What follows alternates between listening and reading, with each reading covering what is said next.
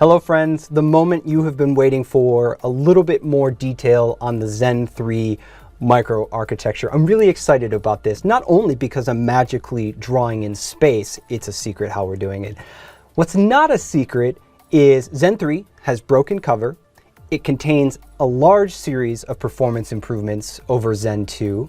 Some of them you can only talk about, but some of them we can actually draw. And that's what we're going to do. We're going to show you the major difference between Zen 2 and Zen 3 on a physical layout perspective.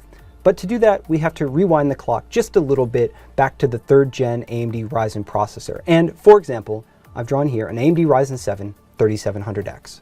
It has one compute die with 8 cores, and it has one I/O die that handles PCI Express, SATA, USB. And all the 3rd gen Ryzen processors kind of look like this, with 1 or 2 dies. But have you thought a whole lot about how that compute die is actually laid out? It matters. So let's zoom in. That's what we're going to do. So we're going to draw an arrow over here, and we're going to blow it up into a larger size. And what you'll find in the middle is L3 cache. There's 32 megs, so we'll just put a little 32s. Hard to write small with a marker like this, but 32 megs of L3 cache, and then also 4 cores on each side. So you've got 32 megs of L3 cache and 8 total CPU cores. And that is how we are laid out today in a Zen 2 microprocessor. So let's put Zen 3 on the board, and it looks a little bit different.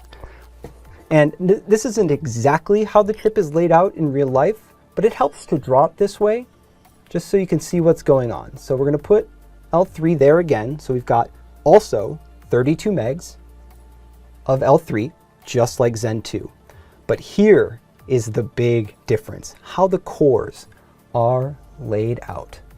We've got still 8 cores, but they're all together. All 8 cores are in one single large block.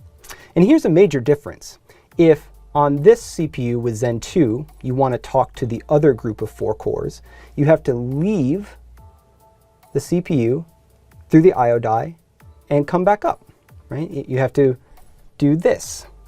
You have to go back and forth between the 4 cores. And the same is true with cache. In fact, we can show you the division just by drawing it.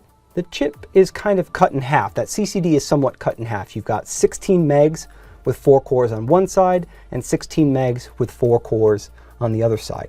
And this is really great for scalability because it allows AMD to bolt groups of 4 together to make much larger blocks. So that's how we got to 16 cores in Socket AM4, or heck, 64 cores with Threadripper.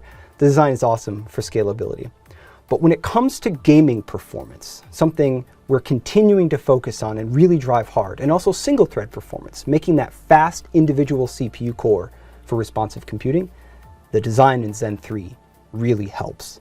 Having all of those cores together eliminates some communication penalties of leaving one group to go to the other.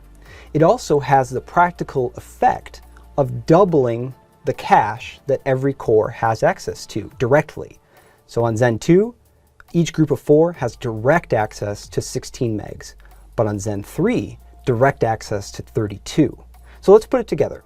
You've got all 8 cores that can all talk to one another directly, and you've got 32 megs of cache where all the cores can talk directly to that too. So that's a lot more synchronicity in the design, a lot lower latency in the design, and that is a design goal that games really love. I think you're going to be really impressed by the gaming performance that the Zen 3 architecture can turn out. Oftentimes it's difficult to talk about architectural changes in a diagram. Some of them are a little new connection from point A to point B, and that doesn't show up well in a picture. But this one does. This is a major design change coming into Zen 3, bringing 8 cores and 32 megs of cache together in one large block. So one more thing, I want to connect it back to the CPU you may eventually buy, the Zen 3 based CPU. So what if we put this die in this design? Well, it would actually look exactly the same.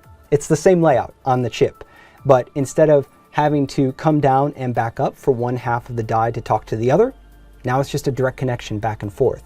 And if you wanted to add a second die, like we do with the AMD Ryzen 9 3900X or 3950X, well, that's fairly straightforward as well. You would just put another die in the package. So it doesn't change the layout of the AMD Ryzen CPUs with Zen 3. It just changes how the cores are configured inside to improve communication, make them faster, and help gaming performance at the end of the day.